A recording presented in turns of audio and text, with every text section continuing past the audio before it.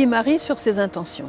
Eh bien, la toute première intention, nous dit-elle, à travers Myriana, c'est de prier pour les incroyants qu'elle appelle, elle, avec beaucoup d'espérance, ceux qui ne connaissent pas encore l'amour de Dieu. Priez afin qu'ils connaissent l'amour de Dieu. Voilà. Car quand vous priez pour les incroyants, vous priez pour votre avenir, vous priez pour l'avenir de vos enfants. Car c'est à cause des incroyants que le mal arrive dans le monde. Bien sûr, ils ne luttent pas contre les tentations, comme ils sont incroyants. Voilà, ça se comprend.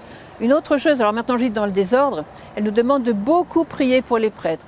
Rares sont les messages de Myriana qui ne terminent pas par « Chers enfants, je vous demande de prier pour vos bergers ».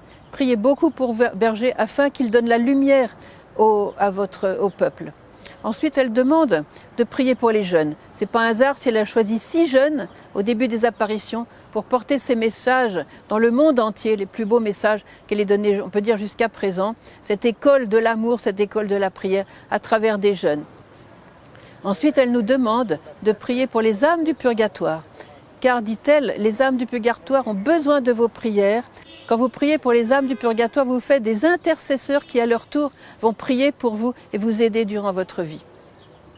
Elle nous demande aussi de prier pour les pécheurs, afin qu'ils se convertissent. Et elle pleure quelquefois des larmes de sang à cause des pécheurs qui se perdent dans le péché. Comme mère, elle voit comme Dieu le fond des cœurs et combien le péché ruine, ravage les âmes. Alors voilà, elle demande qu'on prie pour les pécheurs afin qu'ils se convertissent. Elle demande aussi que nous prions pour les malades et tous ceux qui souffrent. Dans les apparitions du soir avec le groupe de prière, elle ne manque jamais de prier pour les malades qui sont présents à l'apparition, mais aussi tous les malades que nous portons dans notre cœur et que nous apportons justement à la Sainte Vierge. Voilà. Alors pour les malades, elle demande non seulement de prier, mais aussi de jeûner pour eux, car, dit-elle, beaucoup plus de guérison serait donnée par Dieu si la famille non seulement priait pour le malade, mais aussi jeûnait pour le malade. La Sainte Vierge aussi nous invite à prier pour la famille.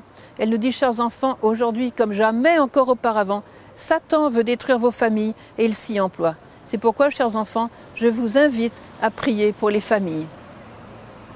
Priez pour l'unité dans la famille, car Satan se sert aussi souvent des jeunes pour détruire les familles de l'intérieur. Priez pour les familles parce que la prière en famille est le remède qui va empêcher la destruction des familles. Que dans vos familles, la prière soit à la première place, chers enfants. Voilà, j'ai fait un petit peu les intentions de la Vierge dans le désordre. Voilà, si vous demandez quelles sont les intentions de la Vierge, maintenant vous les avez. J'ai peu développé, mais vous les avez. Voilà.